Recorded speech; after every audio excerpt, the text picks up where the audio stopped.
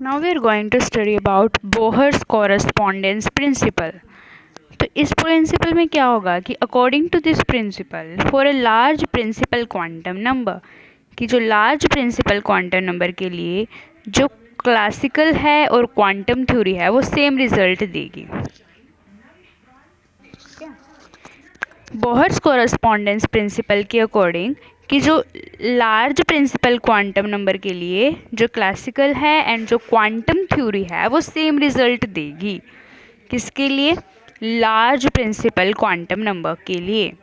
तो अब प्रूफ कैसे करेंगे इसका कि फ्रीक्वेंसी निकालते हैं रेडिएशन की फ्रॉम क्लासिकल मैकेनिक्स, कि कोई भी अगर रेडिएशंस आ रही है कहीं से, अगर हम उसकी क्या निकाल देंगे फ्रीक्वेंसी क्लासिकल मैकेनिक्स से। पहले निकालते हैं हम क्लासिकल मैकेनिक्स से। कैसे निकालेंगे? हमने क्या किया, हाइड्रोजन एटम मान लिया जिसके अंदर न्यूक्लियस होगा, जिसके अंदर प्रोटॉन होंगे रेस्ट पे और जो इलेक्ट्रॉन्स होंगे वो रिवॉल्व कर रहे होंगे अराउंड द न्यूक्लियस। अगर v वेलोसिटी है इलेक्ट्रॉन की और r क्या है, इलेक्ट्रॉन की रेडियस है, क्योंकि वो रिवॉल्व कर रहे हैं तो उन्हीं की रेडियस होगी। तो जो टाइम पीरियड किसके इक्वल होगा इलेक्ट्रॉन के, 2πr upon v, distance upon velocity. तो फ्रीक्वेंसी कितनी आएगी, न्यू होता है 1/t। जो रिवोल्यूशन ऑफ इलेक्ट्रॉन की वजह से जो फ्रीक्वेंसी हो रही है प्रोड्यूस्ड होगी 1/t के, इज इक्वल होगा v बाय में 2πr। First equation.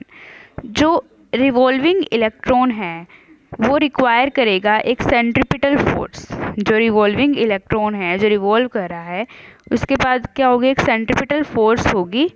वो क्या है, प्रोवाइडेड होती है किसके लिए, फोर्स ऑफ अट्रैक्शन हो ताकि इलेक्ट्रॉन और प्रोटॉन के बीच में जो न्यूक्लियस के अंदर लाई करते हैं।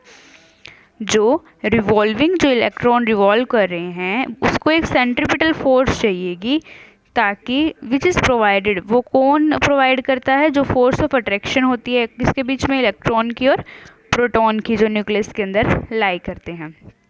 कि जो रिवॉल्विंग इलेक्ट्रॉन है वो रिक्वायर करते हैं एक सेंट्रीपिटल फोर्स जो प्रोवाइडेड किससे होती है, force of attraction between revolving electron और जो प्रोटॉन है जो लाइंग है in the nucleus. That is Fc किसके इक्वल है, Fe के, और mv स्क्वायर अपॉन r किसके इक्वल है, E square upon 4πε0 r square के। और v स्क्वायर किसके इक्वल आएगा, E स्क्वायर अपॉन 4πε0 mr के। v स्क्वायर किसके इक्वल आएगा, E स्क्वायर अपॉन 4πε0 mr के। इसको बोल देंगे सेकेंड इक्वेशन। तो हमने क्या किया, एक ऑर्बिट कंसीडर कर लिया इन विच जो electron orbit has angular momentum h/2π, कि जो इलेक्ट्रॉन है जो ऑर्बिट्स के अंदर है, इन विच द इलेक्ट्रॉन ऑर्बिट्स, जो इलेक्ट्रॉन के क्या हैं ऑर्बिट्स हैं, उनके एंगुलर मोमेंटम कितनी है, h/2π।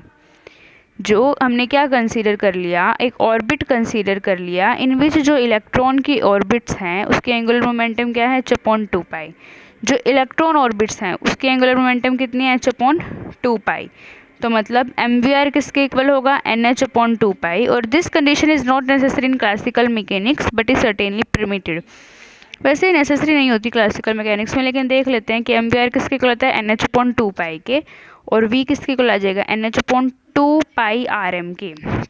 और अगर v स्क्वायर करेंगे तो n square h square upon 4π square m square. इन इक्वेशंस को मान लिया थर्ड एंड फोर्थ। तो from equation second and third we have कि ई स्क्वायर अपॉन 4πε0 mr किसके इक्वल आएगा, N square H square upon 4π square R square M square के।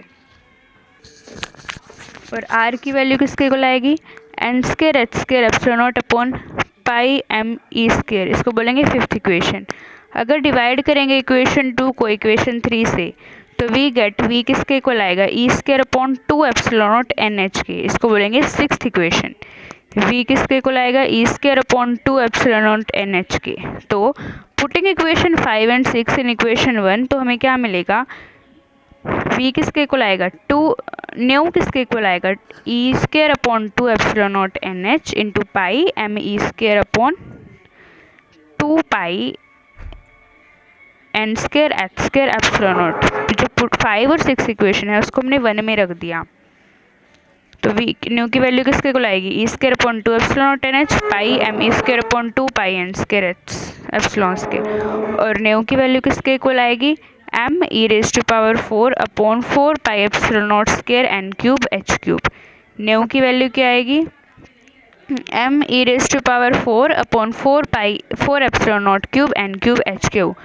सो जो क्लासिकली जो न्यू है वो क्या है, फ्रीक्वेंसी है light emitted by hydrogen atom. जो क्लासिकली जो न्यू है वो क्या है, फ्रीक्वेंसी है light emitted by hydrogen atom. बुआ का काम करो एक बार। तो जो फ्रीक्वेंसी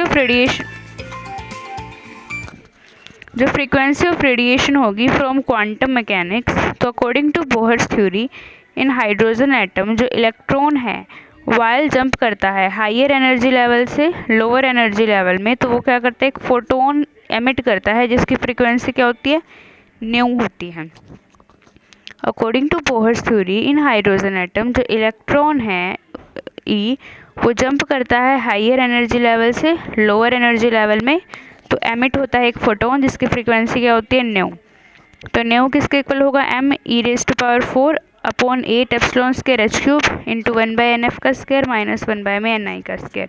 इफ़ ni किसके इक्वल है n+1 एंड nf किसके इक्वल है n के, where n is greater than है किससे, 1 से, देन न्यू किसके इक्वल होगा, m e raised to power 4 upon 8 epsilon square h cube into 1/n का स्क्वायर माइनस 1/n प्लस 1 का स्क्वायर इज इक्वल होगा m e raised to power 4 upon 8 epsilon square h cube into में n plus 1 का square minus n square is equal divided by में n square n plus 1 का square. तो होगा m e raised to power 4 upon 8 epsilon square h cube into 2n plus 1 upon n square into n plus 1 का square. Since जो n है वो greater than 1 है, सो 2n plus 1 approximately किसके equal होगा, 2n के, एंड n प्लस 1 का square approximately equal होगा n स्क्वायर के। देयरफॉर न्यू की वैल्यू किसके इक्वल होगी, m e raised to power 4 upon 8 epsilon square h cube into 2n upon n raised to power 4, और nu की value किसके equal आएगी, m e raised to power 4 upon 4 epsilon square n cube h cube. इसको बोलेंगे equation number 8। तो हमने find किया कि जो both classical and quantum physics है वो सेम रिजल्ट देती है। जो ऑर्बिटल फ्रीक्वेंसी होती है एंड जो फ्रीक्वेंसी होती है एमिटेड रेडिएशंस की वो क्या है, सेम होती है, प्रोवाइडेड अगर प्रिंसिपल क्वांटम नंबर क्या है, वेरी लार्ज है। यही क्या था, बोहर्स कॉरेस्पॉन्डेंस प्रिंसिपल।